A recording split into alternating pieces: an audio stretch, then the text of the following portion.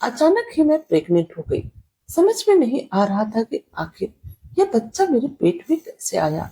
मैं कहीं बाहर भी नहीं जाती थी, हमेशा अपने कमरे में ही रहती थी। मेरा किसी से कोई रिश्ता भी नहीं था, फिर भी ना जाने कब और कैसे मेरे साथ यह सब हो गया। इस बदनामी से बचने के लिए पापा ने मेरी शादी नौकर से करवा दी। मैं अपने पेट में पल रहे बच्चे से बहुत ही ज्यादा नफरत करने लगी थी। और फिर जैसे ही 9 महीने के बाद वह बच्चा हुआ, उसका चेहरा देखते ही मेरे होश उड़ गए, क्योंकि वह तो मेरे पापा के।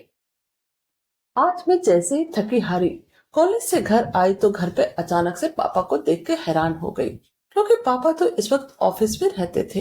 तो आज भरी दोपहर में घर कैसे चले आए। गर्मी और पसीने की वजह से मेरी भी हालत बहुत ही खराब थी। मुझ पर नजर पड़ते ही पापा मुझे बहुत ही गहरी नजरों से देखने लगे। उन्हें देखकर ऐसा लग रहा था जैसे कि वो मेरे मन को पढ़ना चाह रहे हो, या फिर मेरे अंदर कुछ झांकने की कोशिश कर रहे हो। मैं बिल्कुल ही चुप और एकदम से शांत थी।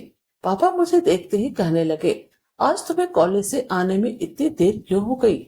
घड़ी में देखो कितने बज रहे हैं। पापा की बातों से मैं हैरान परेशान हो उनके सामने बैठ गई और बताने लगी कि आज कॉलेज में एक्स्ट्रा क्लासेस थे, इसलिए मुझे घर आने में देर हो गई। पापा ने सर से पांव तक मेरी तरफ देखा और कहने लगे, बस इतनी सी बात है। मुझे बिल्कुल भी अच्छा नहीं लग रहा था, क्योंकि पापा इस तरह से मुझसे सवाल कर रहे थे। लेकिन यह कोई नई बात नहीं थी। मैं काफी सालों से पापा के इस रवैये से बहुत ही ज्यादा परेशान थी। पापा को मेरी बातों पर कभी भी यकीन नहीं होता था। मैं उनके सामने चाहे कितनी भी अपनी सफाई दे दूं, परंतु उन्हें मेरी बातों पर एक जरा भी भरोसा नहीं होता था। वो मुझसे इस तरह से सवाल करते जैसे कि मैं उनसे कुछ छुपा रही हूँ। मैंने कहा, हाँ पापा, बस इतनी सी ही बात थी। आखिर और क्या बात हो सकती है। ड्राइवर तो मेरे साथ ही होता है, आप चाहो तो उससे भी पूछ सकते हो। पापा ने मुझे कॉलेज से लाने और ले जाने के लिए एक ड्राइवर को हायर किया था, जिसकी उम्र 25 साल के लगभग थी।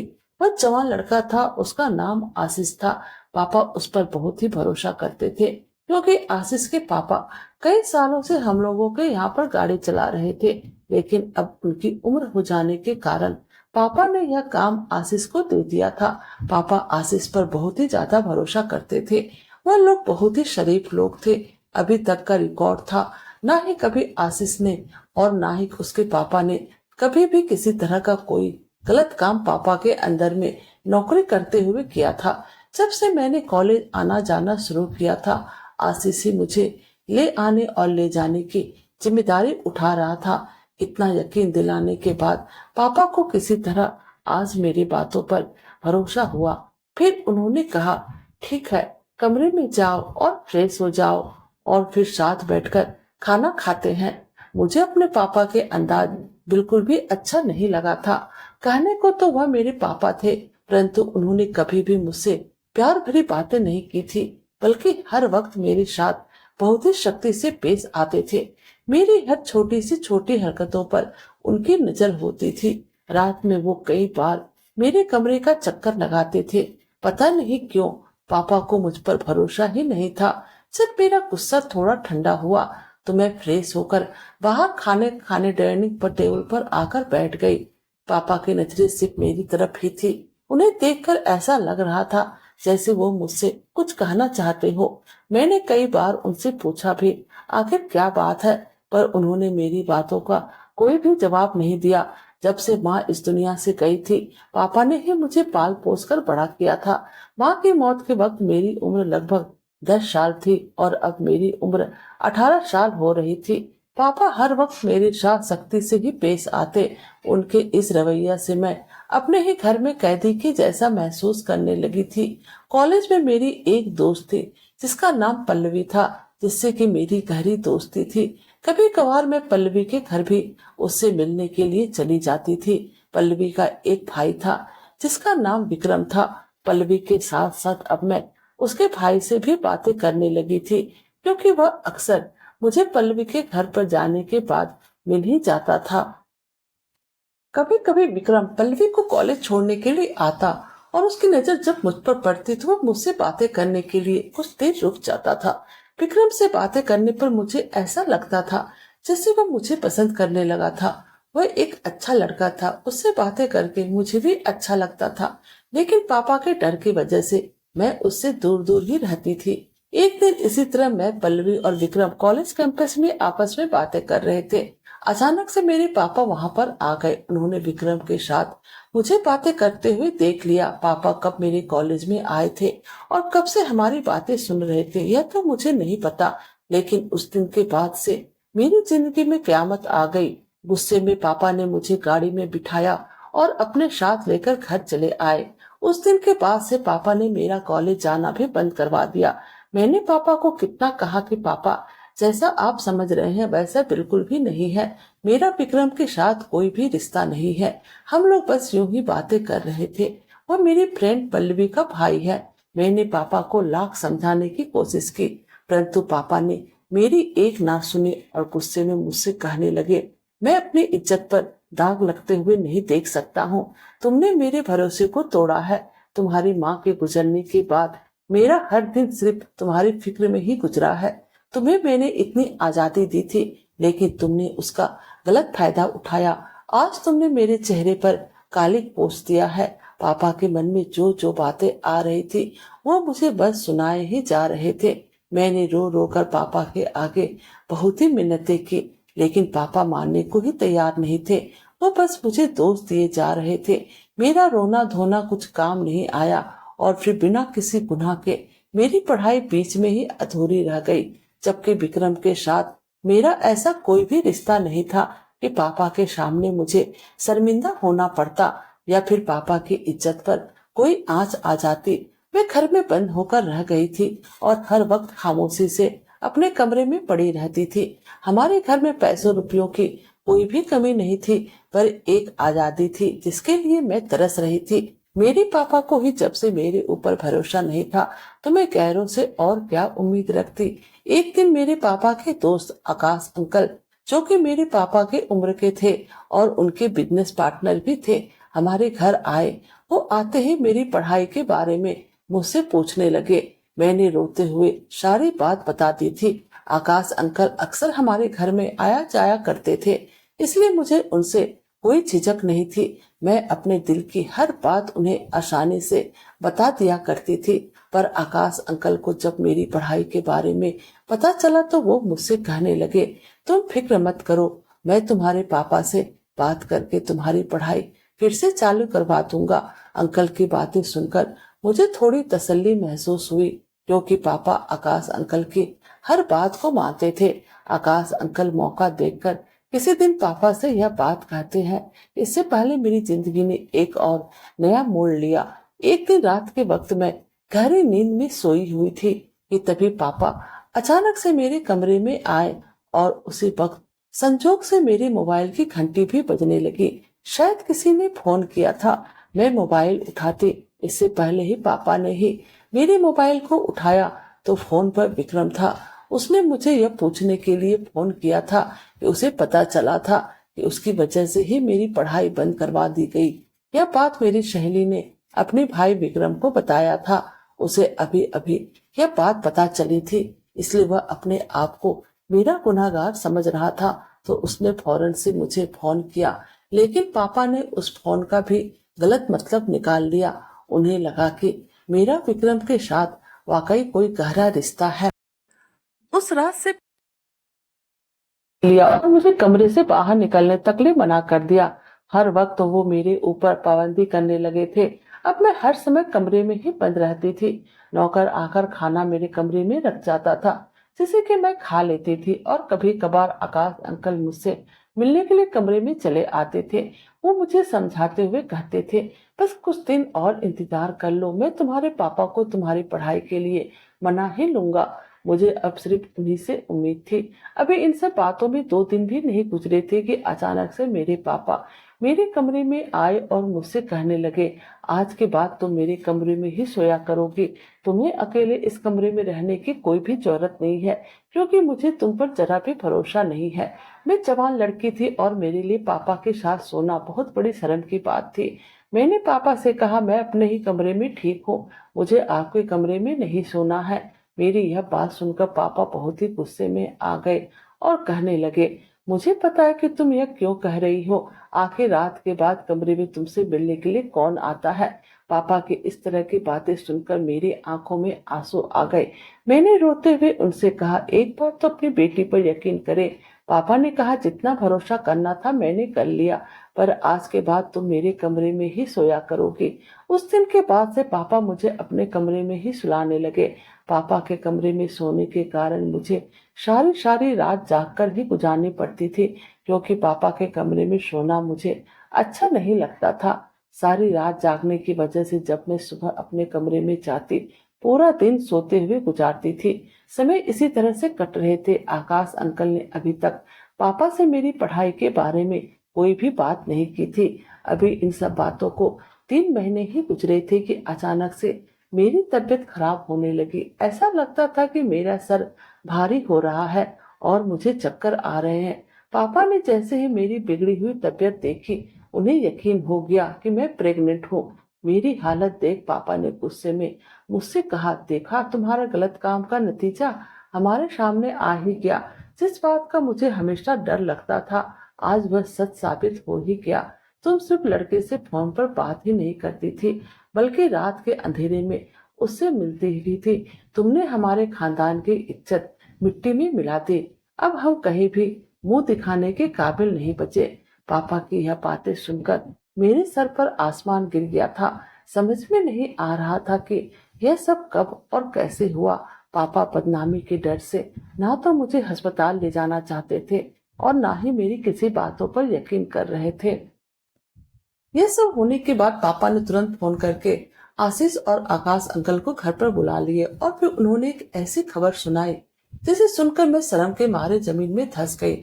आकाश अंकल भी यह सुनकर परेशान हो गए थे। वो मेरी तरफ देखकर कहने लगे, मुझे लगता है कि तुमने सच में अपने खानदान की इज्जत को मिट्टी में मिला दिया है। मेरे दोस्त ने जो फैसला लिया बिल्कुल सही ही लिया है। अब इस बार मैं तुम्हारा कोई मदद नहीं करूंगा। यह सब करने से पहले एक बार तो अपने बाप के बारे में सोचती।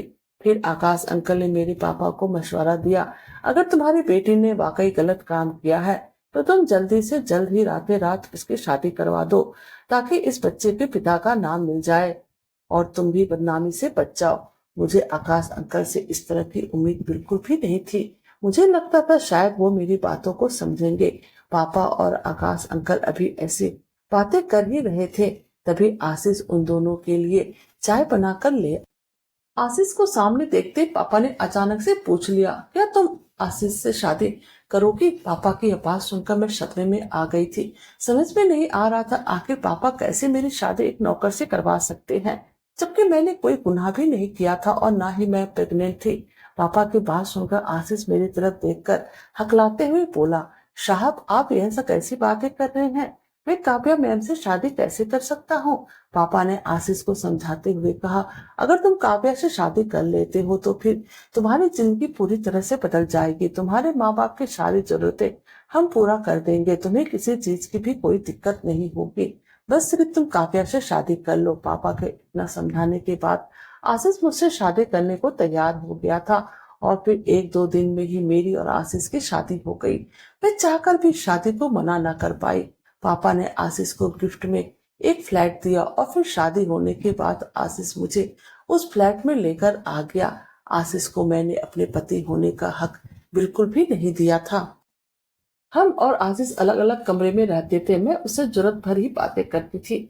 हर वक्त मैं अपने कमरे में ही बंद रहती थी। जब खाना खाना होता या फिर कोई काम होता तभी मैं अपने कमरे से बाहर निकलती थी। आशीष को मुझसे कोई शिकायत नहीं थी। वह हर वक्त मुझे खुश रखने की कोशिश में लगा रहता था। अब हमारी शादी को 2 महीने गुजर गए थे। धीरे धीरे करके अब मेरी तबीयत ज्यादा खराब होने लगी थी और मेरा पेट बढ़ने लगा था, लेकिन मुझे अभी तक यकीन नहीं हो रहा था कि मैं प्रेग्नेंट हूँ, क्योंकि मेरी नजर में तो मैंने कुछ गलत काम किया ही नहीं था, तो मैं प्रेग्नेंट कैसे हो सकती थी। लेकिन जब मैंने खुद को डॉक्टर को दिखाया तो पता चला कि मैं 5 महीने से प्रेग्नेंट हूँ। ये सुनकर मैं अपने होशो हवास खो बैठी थी, क्योंकि जब मैंने कुछ किया ही नहीं था तो आखिर यह बच्चा मेरे पेट में कैसे आया। अस्पताल से घर आने के बाद आशीष अब पहले से भी ज्यादा मेरा ख्याल करने लगा था। वह मुझे हर वक्त खुश रखने की कोशिश करता था।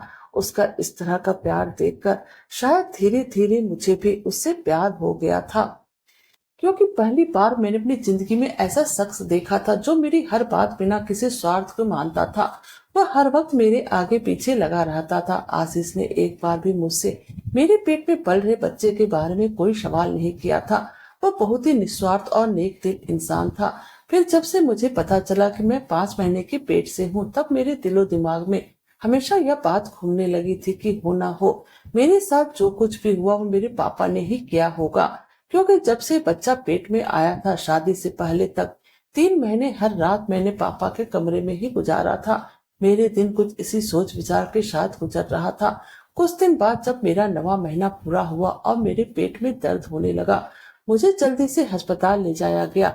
अस्पताल जाने के बाद पता चला कि डिलीवरी का वक्त आ गया है। फिर कुछ वक्त के इंतजार के बाद मैंने एक बेटे को जन्म दिया। डॉक्टर ने मुझे बच्चा दिखाने की कोशिश की। मैंने मुंह फेर लिया। मैं उस बच्चे को देखना भी नहीं चाहती थी, जिसकी वजह से मेरी पूरी जिंदगी बर्बाद हो गई थी।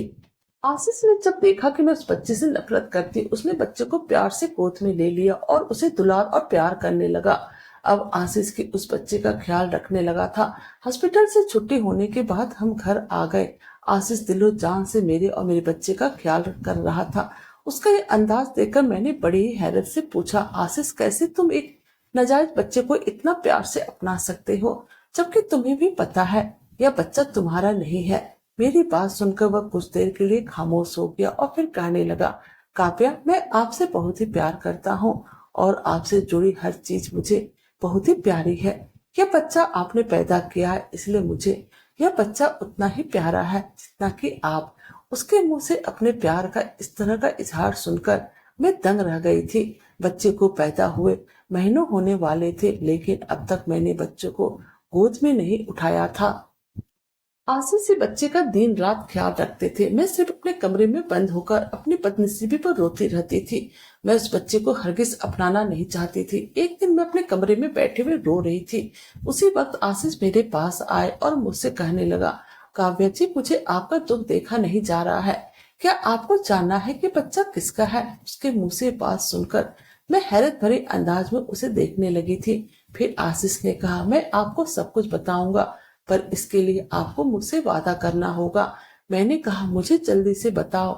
उसने कहा, आपको यह वादा करना है कि सच्चाई जानने के बाद अब इस बात को अपने दिल में ही दफन कर लेंगे और किसी को भी कभी नहीं बताएंगे, क्योंकि यह बात अगर किसी को पता चली कि यह बच्चा किसका है, तो फिर हमारे बच्चे की भविष्य पर बहुत ही बुरा असर पड़ेगा। इसमें इस मासूम का क्या कसूर? मुझे किसी भी हालत में सच्चाई जाननी थी, इसलिए मैंने आशीष से छोटा वादा किया कि ठीक है, जैसे तुम कहते हो मैं वैसा ही करूंगी। और फिर आशीष ने मुझे जो सच्चाई बताई, वह सुनने के बाद मेरे पैरों तले जमीन ही खिसक गई। क्योंकि इस बच्चे का बाप वह इंसान था जिस पर मैं खुद से भी ज्यादा भरोसा करती थी। मेरे बच्चे का पिता आकाश अंकल थे और आकाश अंकल ने मेरे साथ यह काम इसलिए किया था क्योंकि वो मेरे पापा के प्रॉपर्टी को हड़पना चाहते थे। वो मेरे प्रति पापा के कान हमेशा भरते रहते थे और इसलिए मेरे पापा मेरे ऊपर भरोसा नहीं करते थे। आशीष ने मुझे बताया कि एक दिन जब आकाश साहब घर आए थे, तो उनके सिवा घर पर कोई भी नहीं था। शायद उस दिन मेरे सर में बहुत ही तेज दर्द था। मैंने आशीष को चाय बनाने के लिए कहा था।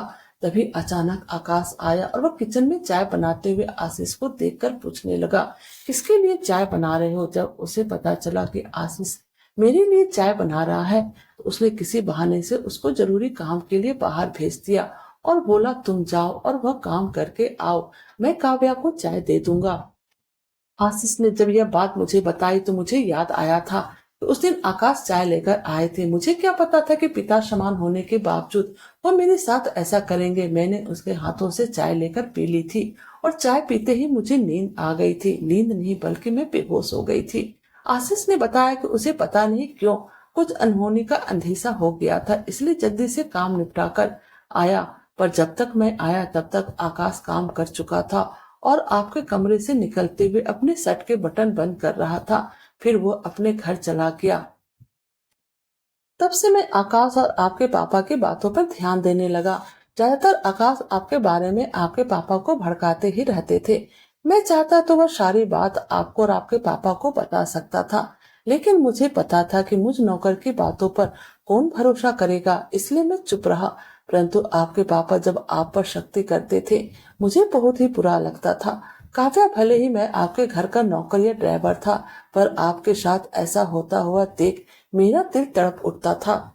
बल्कि यूं कहे कि आपकी परेशानी को देखकर ही शायद मुझे आपसे प्यार हो गया था। इसलिए जब उस दिन आपके पापा ने मुझसे पूछा कि तुम काव्या से शादी करोगे तो मैं फौरन तैयार हो गया, क्योंकि मुझे पूरा विश्वास था मैं आपको अपनाने के साथ साथ आपके बच्चे को भी अपना लूंगा, क्योंकि मैं आपके दिल से प्यार करता हूँ। और इन सब में इस मासूम का क्या कसूर जो उसे सजा मिले। अभी मेरी और आशीष की बातें हो ही रही थी कि तभी मेरा बेटा नींद से सोकर उठ गया।